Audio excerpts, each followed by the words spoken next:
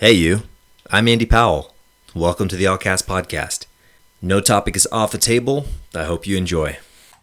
Yeah, so... All right, so I got to get a little bit closer. I got to talk a little bit louder. Yeah, just like that. Okay. Yeah, that's not that bad. Just a full diaphragm conversation. I will. It's weird when you can't really hear when you got both headphones on. Yeah. You don't really know how loud you're talking, and I'm like, there's a kid sleeping out there. You're trying to, at least. Yeah. He'll fall asleep. He'll probably come running in here before he does. Yeah, fair.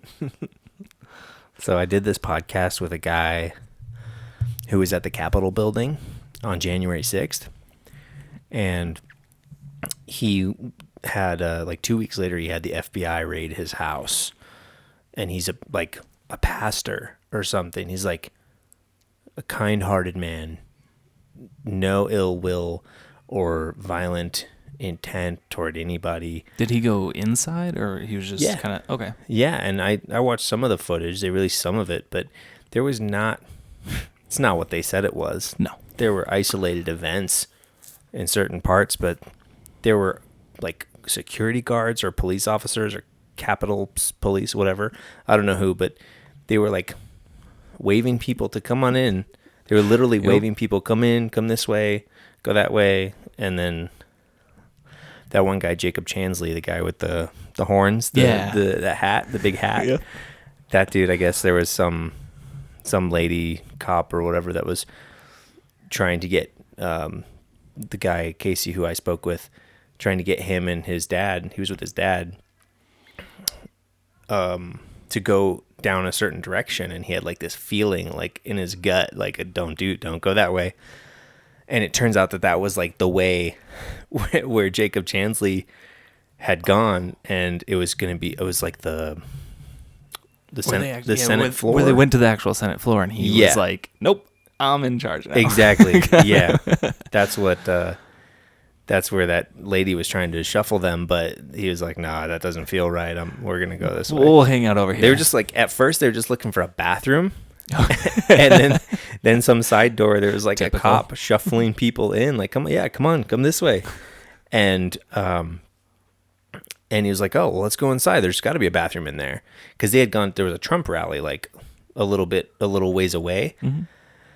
And so they went to D.C. for the Trump rally. Nothing. Many people did. Nothing. No ill intention. And just, no, we're going for this event. Yeah. And then at the end of it, I guess Trump was like, all right, well, let's go peacefully protest over there at the Capitol building. And so they go over to the Capitol, and they're looking for a bathroom because they've been out there in the cold for like hours probably. And then anyway, they do that. Then they go home, and then like 2 weeks later, it's like 5 or 6 in the morning, and then his house gets like a pounding on the door, and there's like a whole squad of FBI team, like a breach team. They didn't actually breach his door because he answered the door, but they would have. And like this guy didn't do anything wrong. It's crazy. And you think about that. You think about, well, what is the government? That's a loaded question. Who do they belong to? Who are they supposed to serve? It's the people. Mm-hmm. That's our government. Those are our people. They work for us. They work for us, but in theory, in principle, well, in the Constitution, yes, they work for us, which is kind of now, in my mind, is a theory. I see, and a principle. It's not.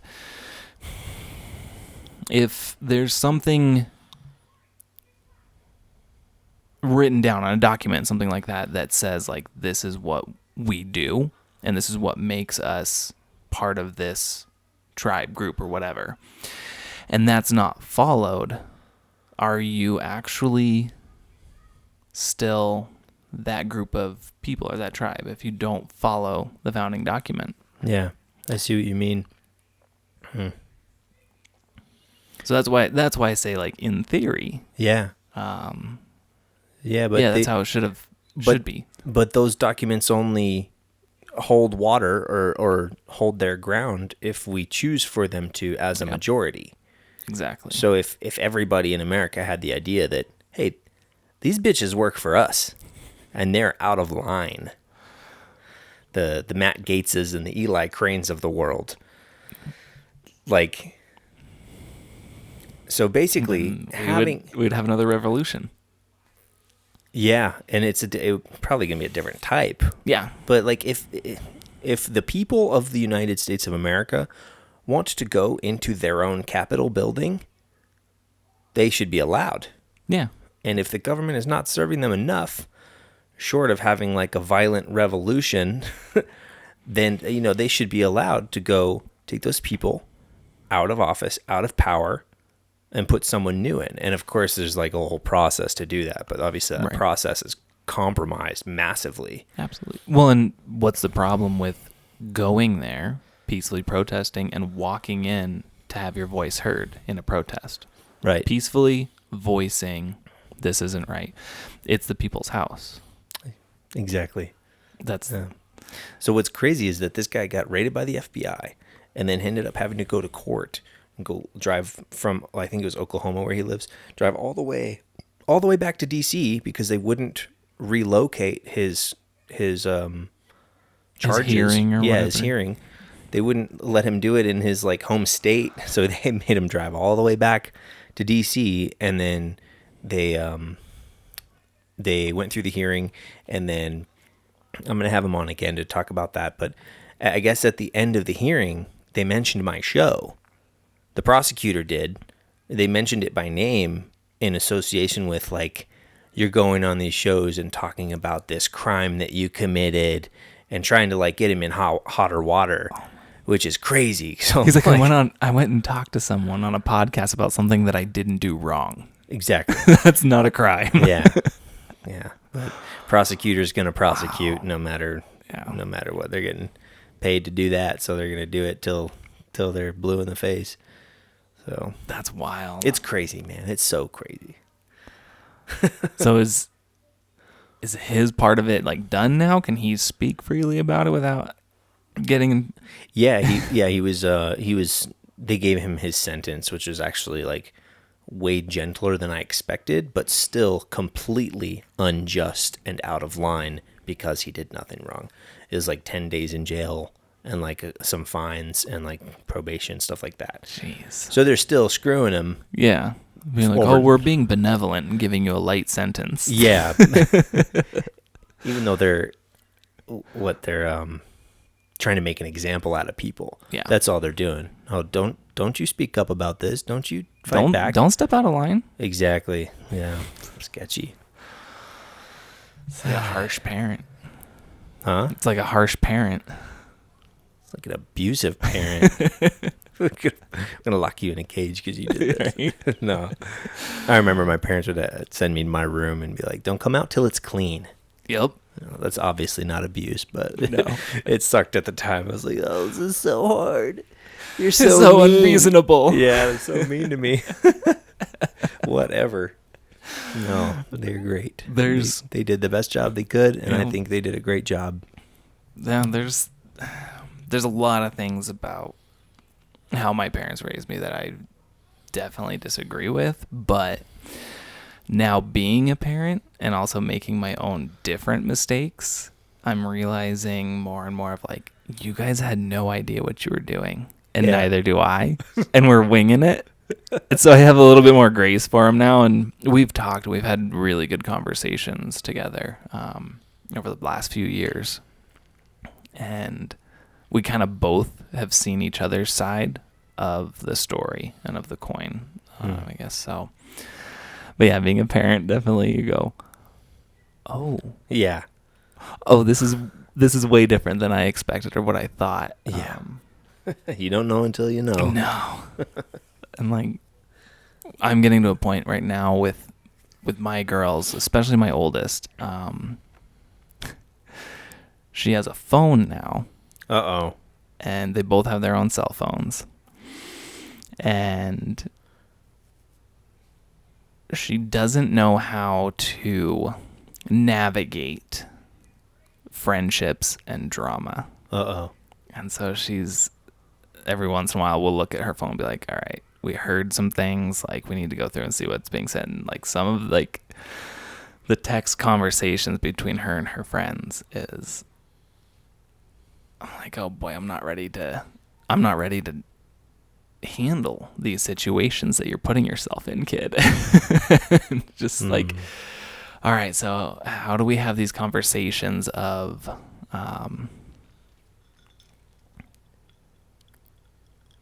how to handle relationships and friendships, and she's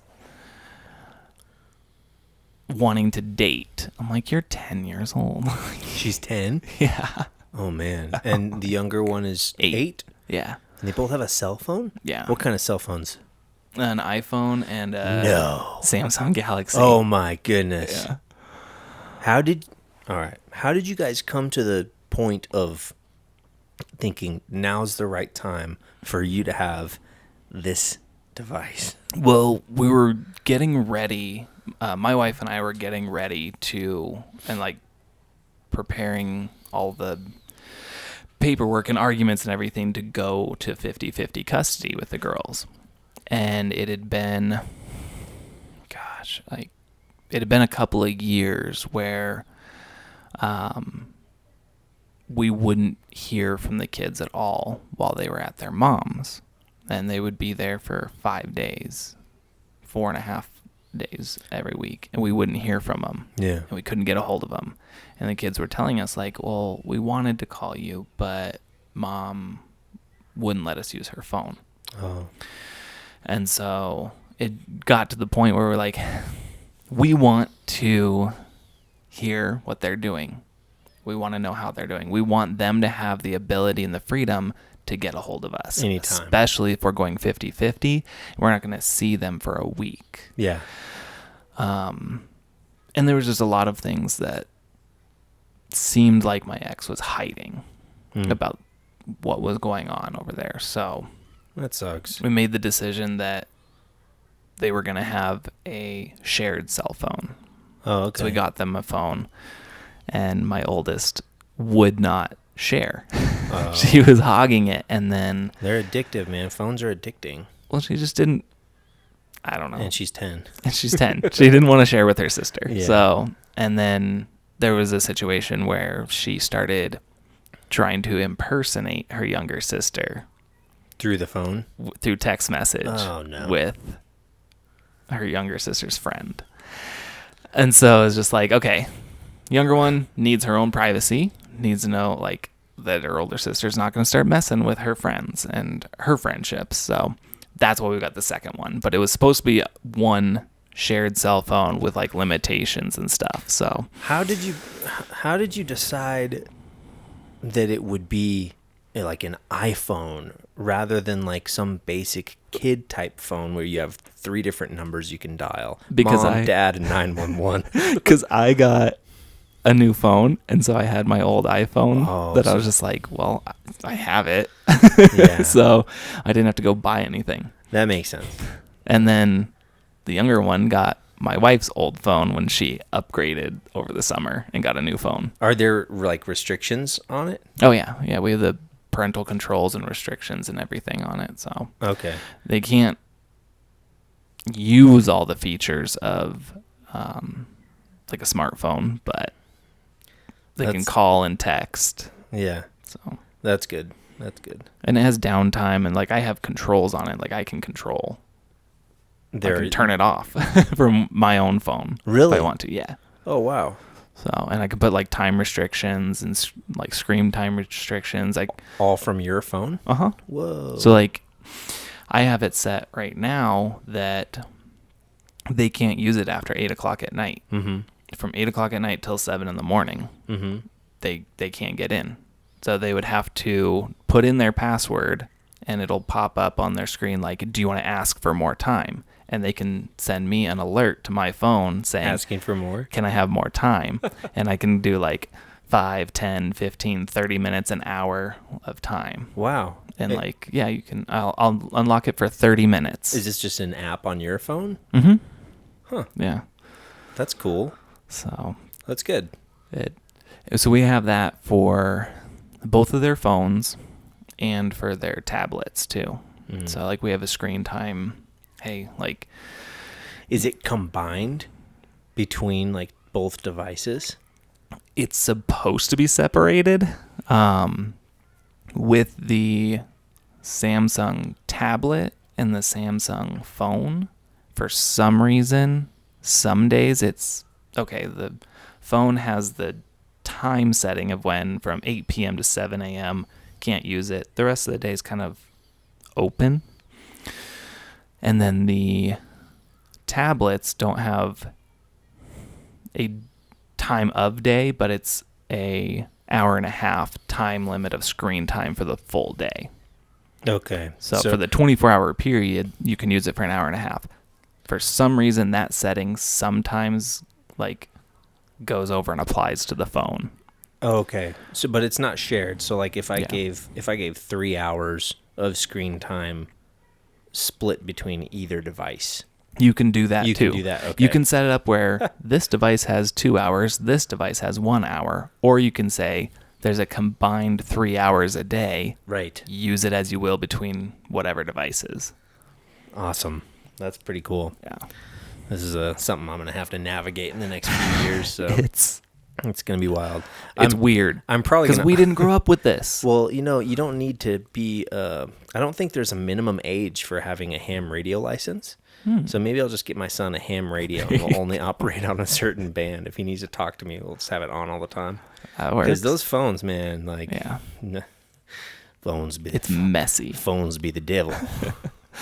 Well, and it's hard for me to, like, telling them not to be on their phones as much because I'm like, my wife and I are on our phones all the time. So I'm like, dude. Am I going to be a hypocrite and be like, hey, go put your phone away? They're like, you're sitting on the couch on your phone. I'm like, yeah, but you're a kid. Yeah. I think our generation is like the first generation of parents that's going to have that battle.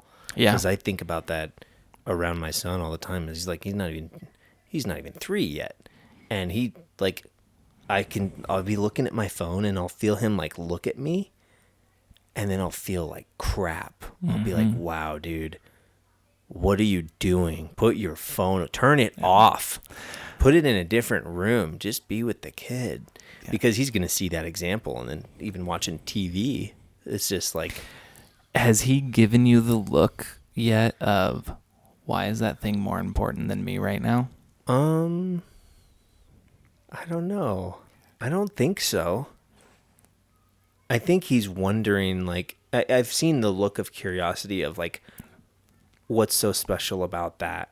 Yeah. Not necessarily a comparison to himself, but it's like, what's so interesting about that thing to you? More like that. Right. Yeah. Because I had my oldest told me when she was about, I want to say around 6 years old, 5 or 6. And she was just like, why do you just want to play on your phone and not play with me? Oh. It's like, oh man, I fucked up. Knife to the belly. Yeah. Yeah. Like, oh man, that was. So it's just something you have to be aware of, like, because in your day to day, especially for guys like us with split custody, they're not there. You have the freedom when they're not there to kind of do whatever. Yeah. And so then you have to switch into a different mode when they get there. Yeah. Yeah. And it's weird because you get into a groove and a pattern and then they're not there. Where when they aren't there and then when they are there, you're like, oh, right. I can't just go sit on the, I can't go sit on the couch and just, scroll on my phone and watch stupid videos on YouTube or whatnot for an hour. Like, I gotta pay attention. It brings into really extreme focus, like how retarded it is what you're doing. Like, yes. What am I doing? Why am I looking at this thing still? This is not. Yeah, it's crazy. So one thing I've been implementing for the last 2 weeks that my kids have been at my house, instead of being on my phone and being isolated, after they go to bed, finding things on YouTube or fun things, saving them, and then watching them on the actual TV with the kids the next day and enjoying those things with the kids. Like, that's cool. That's cool. I go to these extremes, like with everything. I'll be like my mom actually told me this recently. She said, "It seems like with whatever you do, you're either at 0% or at 150%." I'm the same. And there's no in between on Yeah. something you do. Which sucks. That's not good. It's not healthy. And so I started thinking about that and thinking about the way that I am with my son and like TV and being on my phone. And so I like, so I'll think these thoughts of like, oh man, I should get rid of the TV. Or I'll think like, I'm just not going to watch TV anymore, but he can. I'll let him. But then I'm thinking, well, but sometimes it's like we actually really bond watching a show together or watching something, whether it's something he wants to watch or whatever. Just he enjoys that. He enjoys me sitting there being with him, doing something that he likes. So it's really just about balance. Like, yeah. Well, one of the things that we have been doing over the summer is introducing the girls to music that we grew up with. One of the reasons was we took them to their first concert at the beginning of August, and it was Five Finger Death Punch. oh, I wish. No, now I'm getting my concerts mixed up. It was Miley Cyrus. Nope. I'll stop. The Offspring was the headliner, Oh, and then I'm totally blanking on the other bands. is it the Killers? No. Fall Out Boy. Yeah, pull it up. This is bugging me. But anyway, 2 weeks ago, we went to All American Rejects and Newfound Glory. Oh, yeah, okay. And it was a blast. So we've been watching like YouTube videos of like music videos from that genre of music, like early 2000s. Nice. And getting them interested in like laughing about it. And then there's like reaction videos to like these songs by kids. So we were watching those videos and stuff, and like it was just really fun and a way to connect. Yeah. Oh, the first one was Sum 41, Simple Plan, and The Offspring. Okay. I know those guys, sort of. Now my daughter just loves Sum 41 Hello. and Simple Plan. She's All right. Kid interruption averted. it was perfect though. So Sum 41, All American Yes. Rejects, Simple Plan, Simple like, Plan, all Newfound these Glory. Newfound Glory, Blink 182. Like the kids they've really gotten into this music. It's so funny because that's the music that I'm like, I like a few of each of their songs, but whatever that sound is that they all have, something about it pushes this button in my brain that's like, I can't listen to this for very long. Oh man, it brings back these just weird memories. Yeah. And for me, they were a positive like outlet. Like that music was just a positive outlet in that space and time frame of my life. Yeah. And so to see my kids enjoying it and going to the shows and dancing and like sitting on my shoulders and singing the songs was like, yeah, this is pretty cool. That is cool. So we'll find just random stuff like that on YouTube and like using, instead of me being on my phone watching these things and isolating, putting it on the TV, sharing with everyone, and then laughing and joking about it and like having inside jokes and talking about it later and like singing the songs together and stuff, like trying to use some of that technology in a way to connect with my kids instead of disengage. Yeah, that's good. Not perfect, but No, it's an attempt. Few things are. Yeah, one thing that I like doing is getting him outside, getting him outdoors.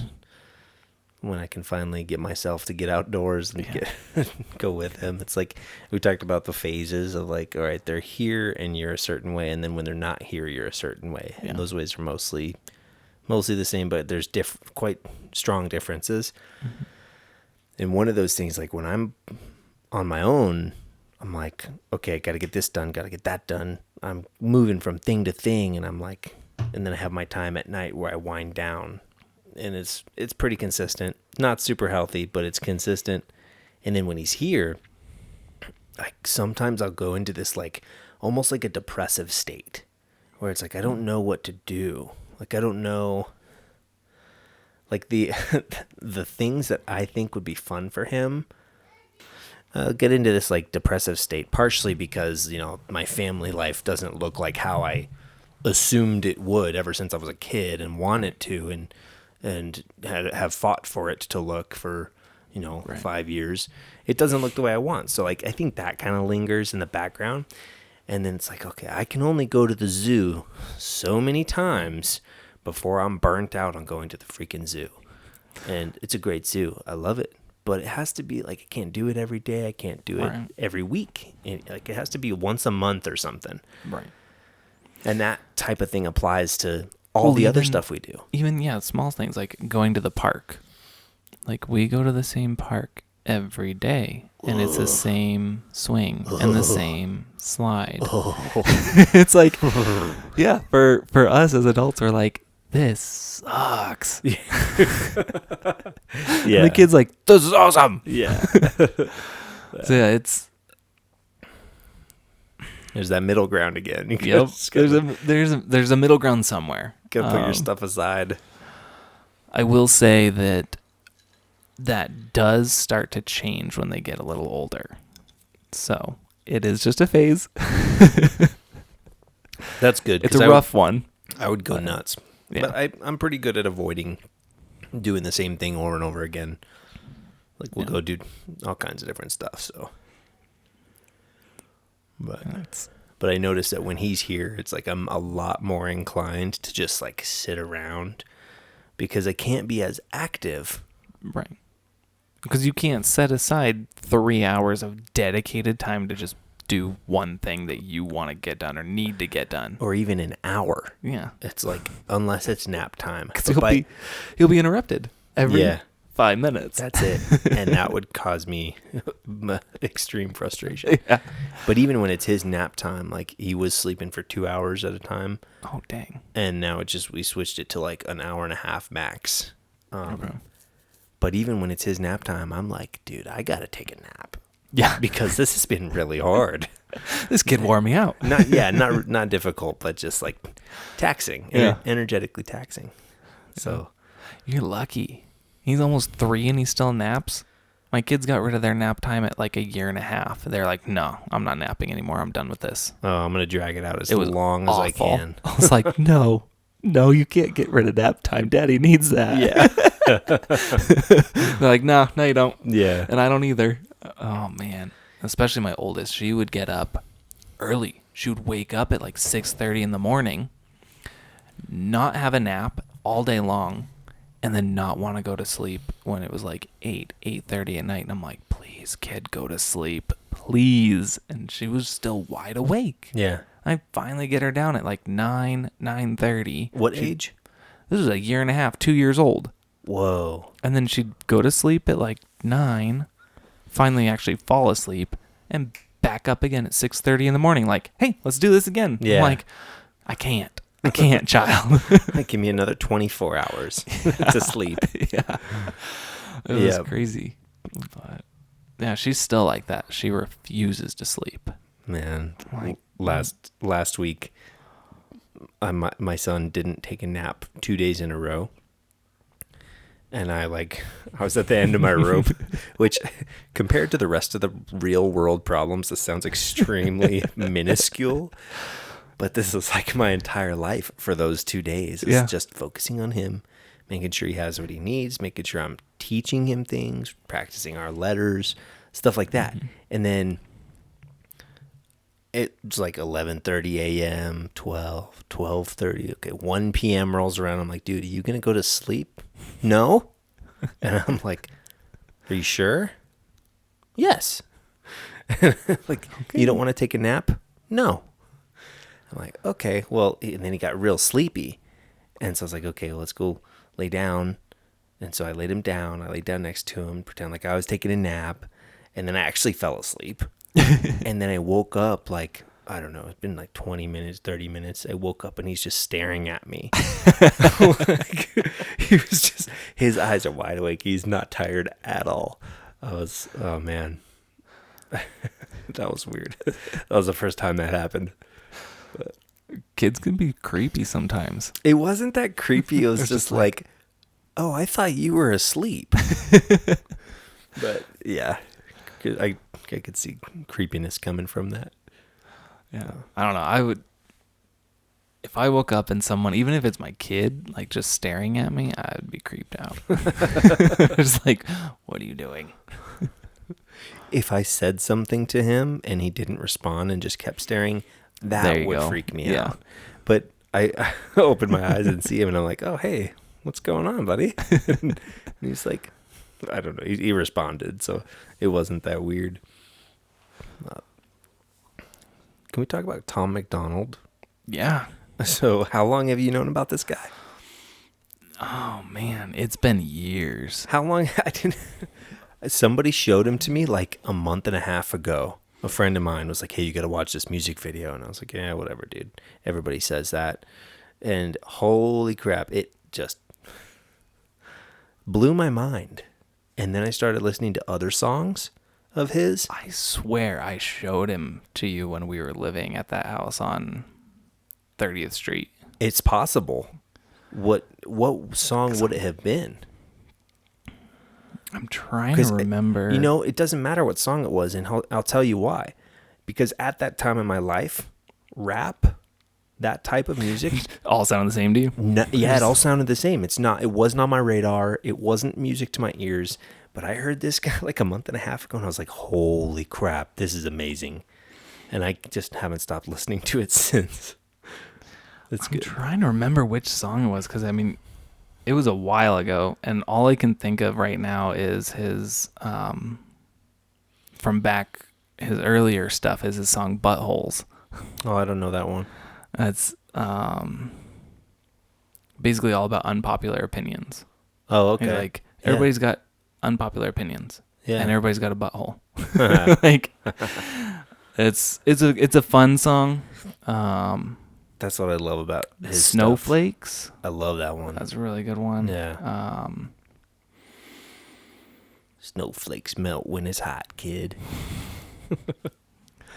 But the ideas he presents are ideas that most sane people think all the time. Yeah. But the way he presents them is just like, holy shit, that was amazing. You hit the nail on the head. Oh, his. I hear a kiddo. Right. All right. Secondary child concern Yeah. handled. I don't remember. We were talking about Tom McDonald. Oh. But then you went to go put Atlas down, and yeah, my mind went in 1,000 different directions. So I was just sitting here, like, just looking around your studio and seeing you being a dad, and I was just like, I'm excited and happy and proud of you. Thanks. I've seen you in some pretty low spots before. Yeah. I don't know, how long have we known each other? Jeez, like 14 years? Really? I think so. How Something old am like I? that. 12. Because I think Yeah, that's right. That's exactly right. because it was right after I came back from Florida. It was Yeah. right before I turned 21, and I'm about to turn 35. Yeah, and I think I was like home on leave Yep. from the military, and we went and rode motorcycles or something. Mm-hmm. Yeah. Yeah, after you went on the date with my sister. We don't have to talk about that. But no, it's just, yeah, sitting here like seeing this awesome house that you've been working on, the things that you've done with it, seeing you as a dad, like seeing the studio and seeing like, this is awesome. It's good to see you like in such a better cool place. spot. Yes. Yeah, definitely in a better place. No, Yeah, it just he's- makes me happy. Thanks. That's good, man. I'm glad it does, because it's, work, Yeah. work pays off, and luck, a little bit of luck goes a long way. And you probably don't see it day to day. new So you probably need someone to tell you. day. Like, dude, You're doing awesome. This is great. Thanks. I do see it. There's like two phases of my brain, two main ones. One of them is like there's always this background of like I'm in a pretty good spot in life. I'm doing okay. But then like my normal daily monkey mind chatter is like, this freaking sucks. I need more money. This isn't good enough. I'm not good enough. I'm not in shape. I'm this and that. So wait, you're telling me you go from 150% to 0% of like, this isn't good enough to I'm doing great? Yeah. Yeah. Yeah. I get it. I do the same thing. That's crazy. That's crazy. But no, I'm really glad I made the time to come up here. Me too, man. It's awesome. Even if it's just for a little bit, it's really good to catch up with you. So yeah, sometimes I have a hard time remembering stuff. So I did look up the Tom McDonald song.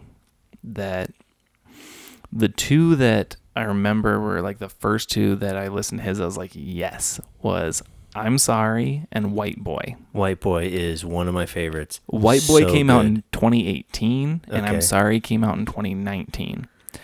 So I think it was probably somewhere around late 2019 is when I heard him, because I'm Sorry was brand new, and then I found White Boy like right after that. And that line, White Boy, don't say that. White Boy, oh, you so bad. White people that you hate aren't your neighbors or lawyers. The Rockefellers, Rothschilds, Bushes, and Royals. They're the people who monopolize the water and oil and inject your communities with drugs till they spoil. That line, I was like, oh shoot. Yeah, the amazing thing, I find that in about half of his songs, that my mind gets blown on the poetic nature of describing these hardcore truths that once upon a time were conspiracy theories. And what rapper is sitting there mentioning Rockefellers, Rothschilds, Bushes, and Royals all in like one song? Yeah. Like, Nobody. I don't know of any other rap that does anything like that as far as like addressing these issues. Like he's talking about the COVID stuff. He's talking about the woke trans bullshit stuff. Yep. And he's calling it out for what it is. And it's so well versed. And it's not in a mean way. It's him literally just saying like, this is reality. This is just basic human truth right here. Yeah. That no one wants to admit in our stupid society. Yeah, one of my favorite ones, there's a song called People So Stupid. Yes. And one of the things he says is, okay, so bacteria is life on Mars, but a heartbeat isn't life on Earth? Okay. That's great. It's just so simple. Like, well, when you put it that way, maybe we are killing babies when we have abortions. Yeah. I've had this discussion many times, and this is really refreshing because in corporate America where I work, I have to keep all of my opinions to myself. I can't be myself. I have to hide who I am at work. Dang. All day long. And with anyone, like I don't really interact with any of my coworkers outside of work because I could possibly slip up and say something. I don't want to offend anybody. It's a mess. I was saying this the other day that political correctness has ruined us as Americans in the First Amendment. It's like a loophole to make the First Amendment null and void. Yeah, it's just if I say the wrong thing, then I lose my job. Yeah. Like there was an email that went out from one of our coworkers semi-recently that they are now a they them. I'm not really following. This person was female, is now male, and they are a quote they them. I'm not sure I understand. Yeah. Nobody understands. So they sent an email out to let everybody know. They were a what and now they're a what? It was a female. Okay, so and now is a male. So does this but person goes by they them. It doesn't make sense. Does it have different parts on its body I don't now? know. I don't know them well. I don't ask questions. I would ask. No, you say. can't. You get fired because you're asking questions. But if they can proclaim it, can't I try to clarify? No. Like, I really want to understand what you mean by all this, because it's really going over my head here. Yeah, you can't in that situation. Yeah. So it's very weird. So it's nice just having normal conversation. Yeah. But yeah, and on the abortion subject, like that's something that from a morality standpoint, like I had to kind of figure out like, okay, where do I stand and why on this? Because I can't just have an opinion. So I thought about it and came to the conclusion that, okay, we declare death at the point of no brain function and no heartbeat. That's how we rule that someone has passed. So, logically, to me, it seems fair to declare life when there's a heartbeat and brain function. And so it's like, okay, then my stance on abortion is going to be prior to heartbeat and brain function, I don't believe that it's murder. Yeah. So that's kind of just for my own personal morality. That's where I landed. And then I had to go to the political side of it and say, okay, like as far as the country as a whole, how can we find a middle ground? Okay, so we need to at some point put this is where it is. This is where the line is. You know, these people want it all the way up until the baby's actually born. These people want not even, contraceptives. Okay, so from a political side, I'm okay with at least if we could get to the point where if the child could be viable outside the womb, which is 21 weeks, I believe. Depends on the situation. I don't know, but I know that there have been some that are extremely early. Yeah. And survived. It's somewhere in that 20-week range. That's where it's considered viable, basically, outside the womb. Wow. So I'm like, okay, so why don't we just draw the line there? Yeah. It's not perfect for either side. Yeah, and it's but not it seems gonna be. It's logical messy all the way around. But that seems like a logical point. So that's kind of where I've just kind of landed on that. The struggle with these like polar opposite ends of any spectrum is that the people that sit at those ends of the spectrum, I don't think they're operating from a point of logic. No. Otherwise, I don't think we would have such issues. So yes, that makes sense logically. I also think that the initially mine was the heartbeat. If there's a heartbeat, well, then it's a human being alive, and it's no longer okay to remove it. For me, at just my own moral standpoint, that's where I would land as, that is a human. But then I also had to step back and say, okay, other people have a different opinion. So therefore, in the spectrum of being in a society with other people, how can we make this a logical center for both sides? And that's why I kind of like landed on, okay, so from a political standpoint, why not the 20-week mark where it would be considered viable outside the womb? So it's a weird, I've gotten pushback from people on like, but if you morally think it's wrong after heartbeat and brain function, why would you concede to this point? Because you need compromise in order for peace. Exactly. And if we're going to, battle each other till the end and people are going to do what they want anyway, then why not just stop battling, find a middle ground and rest there? Because peace, you often hear that war, sometimes it takes an act of war to achieve peace. Mm-hmm. I don't necessarily disagree, but I don't know that would be considered peace.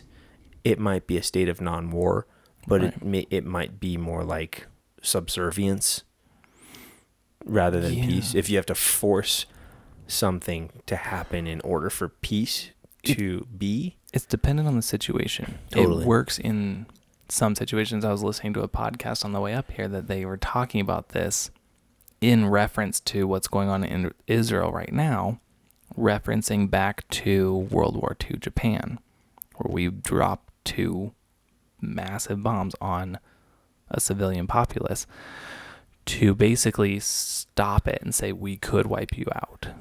Like, this needs to stop. And then there's doesn't seem to be any animosity between us and Japan. Mm-hmm. It can work that way. I agree. Yeah. But most of the time, it's going to work the opposite way, where you're going to put down that fist and then raise up a generation of people that hate you, and it's going to start a war all over again, like we have been in the Middle East. Yeah. Yeah. So it's when you fight to that point of the hammer drops. Yeah. You got to know that it could go either way. Yeah, and it is situationally dependent, because a lot of times, like in social situations, oftentimes force and control, or trying to force control, doesn't work. It doesn't achieve a common ground. But in the essence of like war between peoples, I think of like stories I hear from SEALs, like Navy SEAls, that they have to have, I don't remember. I think Tim Kennedy talks about 3 things. One of the things he says, you have to have like the element of surprise, violence of action, and one other element. And then when you do that, you do completely overwhelm and dominate the enemy to the point where there is no fight in them. Right. And I think that that's extremely valuable in those types of conflicts. But it's like there's different types of conflicts. Yeah, and I think in some more of these social situations, I think we need to stop looking at so much as a conflict, that we're so against each other to where we feel like we have to like bring the hammer down with violence. And even if it's just, an aggressiveness, and sit back and say like, look, we both have opinions. We both feel that we have good intentions. So how can we rectify the 2 sides and find a middle ground that neither of us is going to think it's perfect, but guess what? It's better than both of us fighting and making it worse. Mm-hmm. Yeah. Well, a lot of people don't want to allow space for compromise, or even to hear someone talk. It's like, it's hard, man. Every situation is different. Well, a lot of people don't want to give that space for nuance either. Yeah. It's very like, no, this is black and white. This is what it is. Yeah. Well, no, there's a lot of nuance in life. There's a lot of gray area. Yeah. And I don't know, maybe I'm more open to that because I've gone through a lot of like mental changes and changes in my life, and as far as belief structure and things over the years. And I've had to be okay with admitting like, hey, I was wrong. Oops. Yeah. And I'm trying to do better now. Yeah. And, I might be wrong now, but I'm not holding on to something dogmatically anymore. I don't hold on to hardly anything dogmatically.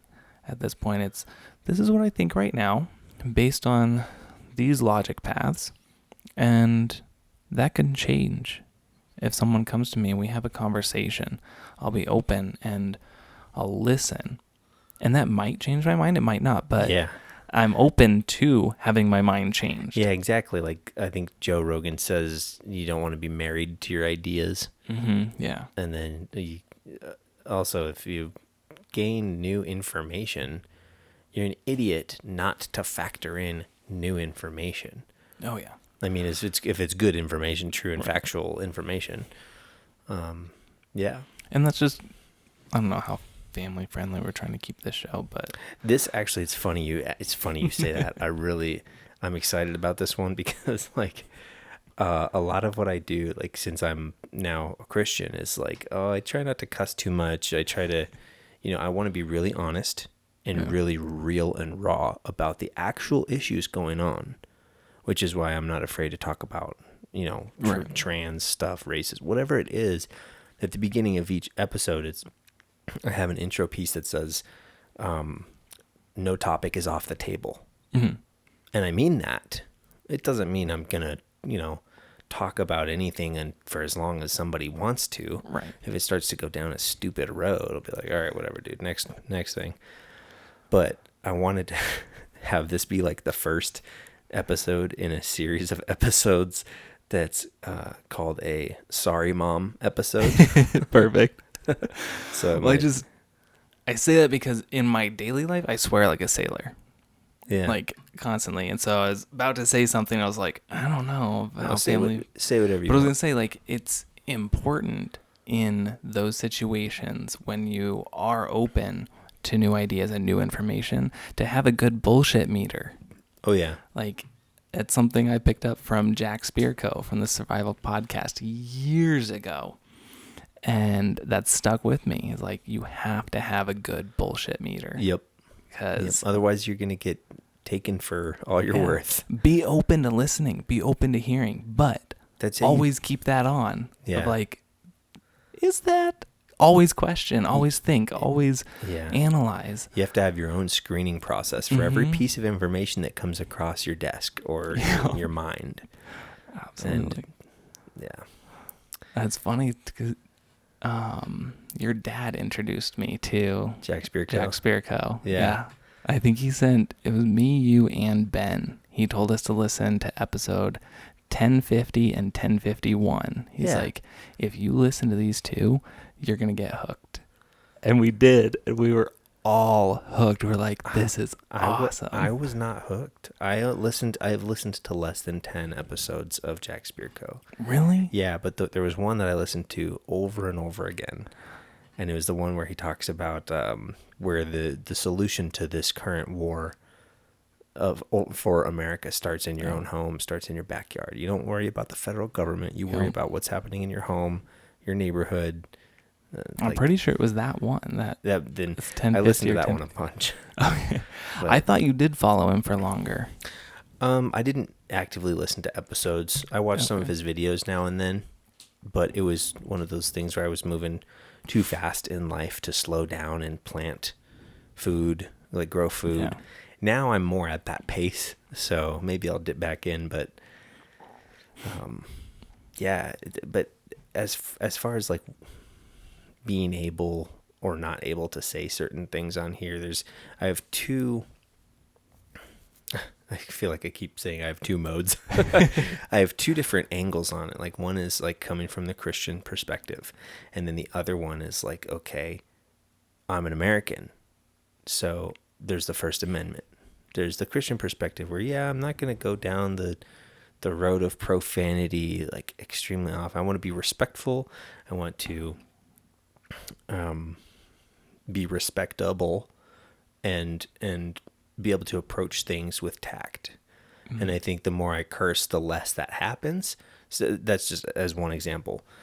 But there's always time with the guys. And sometimes that means certain things are off the table. So as an American, I believe obviously in the First Amendment. And if you can't say what you feel, then what are you doing? Like you have to be able to speak your mind and speak your heart and speak the truth as you see it. And so this podcast is powered by the First Amendment and protected by the Second. Perfect. Yeah. Yeah. So say whatever you want, man. Fuck it. Yeah. I just I'm used to just at home and being myself. Like my wife and I swear all the time. It's just part of our normal everyday. But we also, like my family is all Christian as well. And so out of respect, like when we're around Christians, like we just kind of censor ourselves on that. It's not hard. It's not a big deal. It's just a respect thing. It's not even like, and it's not all the time. I think because I literally was talking to my mom. I can't even remember what we were talking about, but something came up and I was like, that's just fucked up in front of my mom. And she, back in the day, she would have freaked out on me. Right. But she knows that I said that in just like a moment of like true pure expression. Yeah. And she didn't say anything about it. Yeah. And I recognized, I was like, ooh, I just said that in front of my mom. I know she doesn't like that. And so I think there was a mutual respect there. Well, we've both come from a rather strict Christian upbringing. Yeah. And I think going back to the parenting thing, it's like, okay, yeah, you want to teach the Bible says raise your child up in the way he should go. Mm-hmm. It's like, yeah, teach your kid these things. And then there's, obviously you can be extremely strict and even mean about it, or you can be kind and wise about it. And that's part of learning parenting, I think. But then when your kids are grown up, then they start to see through some of that stuff. And it's like, oh, you just wanted me to do this. Yeah. Yeah. It's going back to the parenting thing too, just having conversations with my parents on how they've adjusted their parenting and their view. And I mean, my youngest brother is still 16 years old. Just what they've done different with him, and being able to like go to my parents. Like a couple weeks ago, my wife and I called my parents, and I don't even remember, we were talking about scheduling or something, and we ended up talking to them for like 2 hours on speakerphone, just about parenting stuff and like what I was going through with my oldest kid, and like I had to punish her, and I had to sit down. I was like, all right, this is my plan. This is how I'm gonna do the punishment. And sitting her down, saying like, hey, this is what happened. This was your action. This is how it hurt other people. This is how it affected the rest of the day for yourself and for other people around you. And I'm not punishing you because I'm mad at you. I'm not punishing you because I want to be mean, but I want you to remember how your actions hurt someone else. You said all that to her? Mm-hmm. That's great. I had that conversation with her, and I said, so this is going to be your punishment. Do you think that's fair?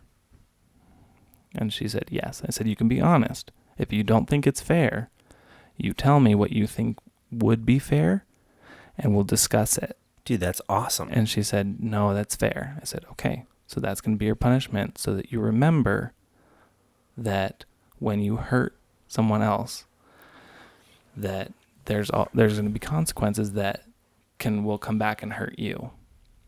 And I'm not mad at you, but I want you to learn this lesson. Mm-hmm. And she was like, okay. That's awesome. And she gave me a hug. She went and got her phone and tablet and brought them to me. I was like, all right, here you go. She had to have them taken away for a couple of days. That's good, man. And she just gave them to me. It was like, okay, here you go. I was just like, jeez, this is so different. It was crazy. Different being like yelled at or screamed at rather than explaining something to someone. Yeah, and seeing how she took that, and I feel like actually learned something, rather than being like, okay, he's just yelling at me for no reason. And her feeling hurt by the punishment, instead of understanding like, yeah, I understand the punishment. Yeah, I think it's fair. Yeah. And agreeing with it. And having the open opportunity to say something back, to have her voice heard. Yeah. I think about this kind of stuff quite often, and one thing I've come upon is shame. Like making your child feel ashamed of what happened is really like one of the worst things you can do. Yeah. And like it's like forced remorse. You're trying to force somebody to feel remorse for what they did, which that's not natural. Remorse is learned by oneself through the actions. It's not like thrust upon them, so I think with my son, there have been times where like I've made him like feel ashamed, and I just like, oh, it's that knife to the chest again. Like, what have I done? Oh my goodness, I did that. Oh my gosh, I got to be better. And so it's really cool to kind of to be able to see that and then change course next time because I felt remorse for like thinking oh, that's no, the wisest way to discipline. I've been the kid in that situation. Yeah. Like you see yourself and you see your kid and you say, oh man, I know exactly what he's feeling and what I just made him feel. Yeah. That's powerful. Right It there. is. It's a good thing though, of like being able to see that and understand and be like, oh, hey, I can do it different though. Yeah. But trying to make them feel bad is going to cause damage. Whereas like what you did, explaining it, that's going to teach. Yeah. That's awesome. And it's what I would like my parenting to be all the time. It's not. Yeah. But that's the goal. That's what I want for my kids, and what I've tried to explain to them is you're young, the consequences are low. And me and KK, their bonus mom, we're here to help you deal with and understand the consequences, whether they're from us or from natural consequences of your actions. We're here to help. You need to make mistakes at this age and learn from them and grow where we can help you. Because if you don't do that, you don't make the mistakes, you don't learn now, you're going to grow up and make mistakes when the consequences are way higher and it's going to hurt more. Yes. And you're not going to know how to deal with them. And we might not be around when you're an adult to help you deal with them. So make some mistakes now. It's okay. But be honest with us. Come tell us so we can help. Dude, this is good stuff. It's I need hard. I have to come back and listen to this one a few times because it's definitely hard, but it sounds like you have a really good template, a good mindset toward it. Yeah, we have good intentions. Well, it's like what we were talking about earlier. It's like, I know what I'm supposed to do. Exactly. I know what I'm supposed to do. And this is what we're letting the kids know. We're talking to them. We're expressing these things. And I've apologized directly to my kids multiple times. Oh, yeah. And been like, hey, I messed up here. And I am very honest with them of like, I'm not perfect. I'll make mistakes too. Yeah. And they'll come to me, and I've told them, like, you are allowed to say, like, hey, you're acting this way, or you're doing this and that. Or, like, you can call me out, and they do. I've given them that license to call me out. It's really important. Which is humbling. Oh, yeah. It's very humbling. I bet. But it's good, because if they come to me and they say, like, hey, you're doing this, and it does stop you in your tracks if you let it. And I've stopped and I said, yep, you're right. Okay, I'm sorry. Let's change this. Let's do this different. So,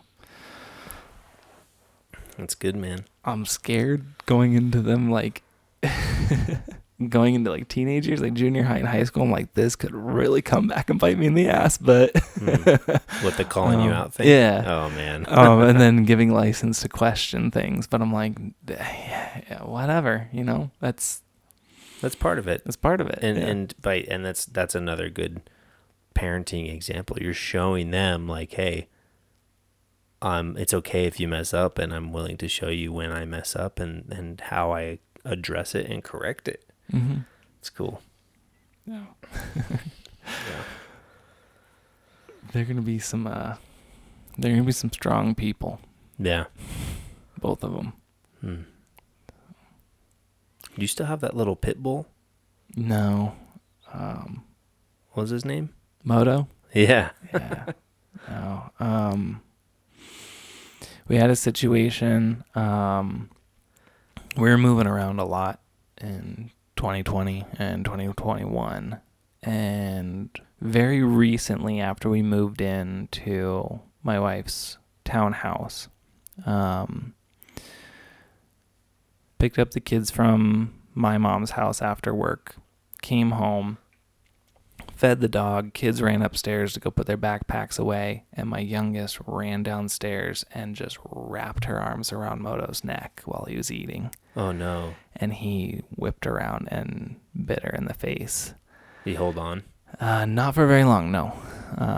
But we had to take her to the hospital, and I think she had 8 or 9 stitches in her face. It was quite a bite.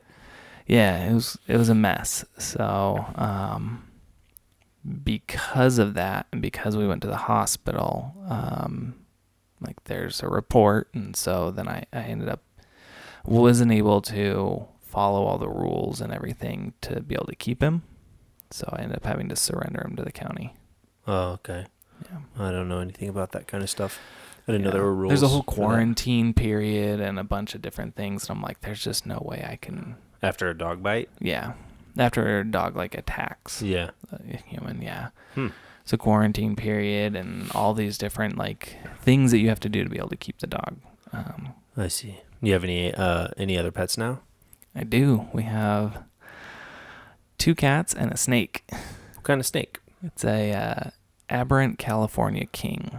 Is that what colors? It's black with white markings. Is it like white stripes? It has some white stripes, some white bands, and some white dots. Oh, wow. It's very, it's That's a very cool. unique. She's really cool. I have a really healthy California king snake that lives in my yard, and it's all black with like bright yellow bands. Nice. It's awesome. That's I finally cool. worked up the courage to try and pick it up the last time I saw it, and it peed on me. I was like, all right, well, never mind. It's pretty gross when that happens. Yeah, that was nasty. Did you know you can buy a freaking cobra online? Uh-huh. You can get an Egyptian I don't know if it's a king cobra. An Egyptian cobra shipped to you, and they cost $350. Have you seen this? Oh, you can buy all kinds of snakes online. You can buy venomous snakes. You can buy venomous spiders. Like, there's all kinds of stuff that you can get from these different breeders, and it's not that expensive, surprisingly. I was blown away. I don't know why or how. What caused me to look this up, but I was amazed that you could just order it. At the time I looked, they were out of stock, but I wouldn't have ordered one anyway. Wouldn't it be fun to like get one of those and then go get it defanged or deglanded? Like take out the venom glands and then just let it cruise around your house? I don't know. That would be so scary. I love my snake, but I don't know if I would want it like just cruising around my house. Yeah. No, you ever seen some of those videos of the cobras, like the one in the door? Yep. Oh, dude, that is just wrong. I don't like them. There was a guy on TikTok that I used to follow that he just has, I don't even know how many like venomous snakes he's got, but it is super interesting watching him handle them and stuff. And I'm like, dude, you are He handles crazy. them? Yeah. Ugh. It's, I don't know. When I was researching before I bought my snake, I was researching a bunch of just like different cut types and different enclosures and what they need and like all kinds of stuff. And so then I got down on that rabbit trail of his videos. Yeah. So it was fun though. But yeah, so when I passed all my licensing exams for my current job, which was like 3 months of work to pass all those exams, that was my like I did it like gift to myself as I got my snake. Cool. How much did it cost for that snake? 110. Where'd you get it from? It's a little baby. AE Herps and Exotics down in Phoenix. Okay. I think I've been there. So yeah, they're on like 7th Street, just south of Thomas. So there's a really cool little spot. Yeah, it's on the west side of the road. Mm-hmm. Yeah. Yep, right behind Band-Aids. Is there a guy with a cowboy hat, like a leather hat? Logan? Yeah. Yep. That's great. Yeah, he's a good guy. Cool. Yeah, got it there. And then last Halloween, so almost a year ago, we had a black cat just show up in our backyard on Halloween. And didn't leave for a couple of days, and we felt bad for him, so we put some water out. And then he still didn't leave for like over a week. And we're like, he was so skinny. We're like, all right, so we'll put a little bit of food out. And then he started like, when we would go out there to smoke, he would come over and like start kind of rubbing against our legs. And then he started jumping in our laps. And jeez, we're like, frisky. Man, this is like a couple of weeks, he's starting to get used to us. And we're like, okay, buddy. And then we let him inside, and then he just became our cat. Oh man! And so we got a cat, Black Halloween cat. Mm-hmm. Just showed up on Halloween. Yep. That's sketchy. What's its name? Salem. You guys are freaks. That's fucked up. And then our other cat, my buddy's girlfriend rescued this cat. These people were on a road trip. And 3 hours into the road trip, they show up in Phoenix and they stop, and there's a cat in their engine compartment of their car. No. Yep. It had been in there for 3 hours of this road trip, and they're like, we don't like. How is that possible? I have no idea. Where would it sit? But he was all burnt and like, yeah, he got up into a corner somehow. I don't know. That's amazing. And so cats are insane. They dropped him at like a vet clinic or something, and so then they contacted my friend's girlfriend who does like fostering, and so she rescued him, took care of him, and he wasn't getting along with her other cats, so we took him in. So now we have Salem and Pumpkin.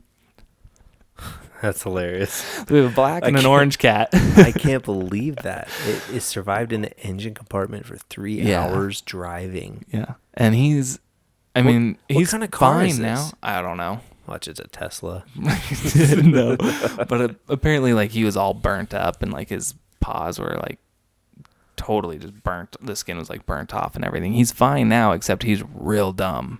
He those engine fumes definitely messed with his brain. Oh man, he's pretty dumb, but he's a sweet cat. That's amazing. So we got 2 weird rescues. Cats are incredible. They are. I used to think I just did not like cats. And I really like cats. I do. I really like cats, but I've had 2 cats, and both times they have been complete failures. Not the cats, but the experience of having the cat. The first one was crazy. It was a psycho cat. It would we got it as a kitten. It might have been like the result of like siblings having kittens. Maybe that's why it was crazy. I don't know what was wrong with this cat, but it would do weird stuff, and it would like sit in the doorway, like in the bathroom. It would like sit in the bathroom, just like a couple feet in from the door. And when my girlfriend at the time would walk by, this cat would like jump out and with its like paws up and like scare her. Like, would it attack her ankles? It didn't really attack. No, Okay. It would just like freak her out. And it would just, oh man, I don't know. There was a lot more than that. I don't really recall it all. I just remember it being like, this cat is a problem. So we ended up giving it to our friend, and like, your problem now.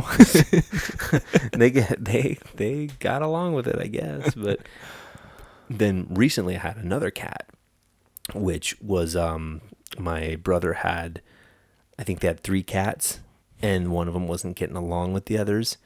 And so at least that's the story they told me. And so they're like, I said one time, I was like, hey, I think I need a cat.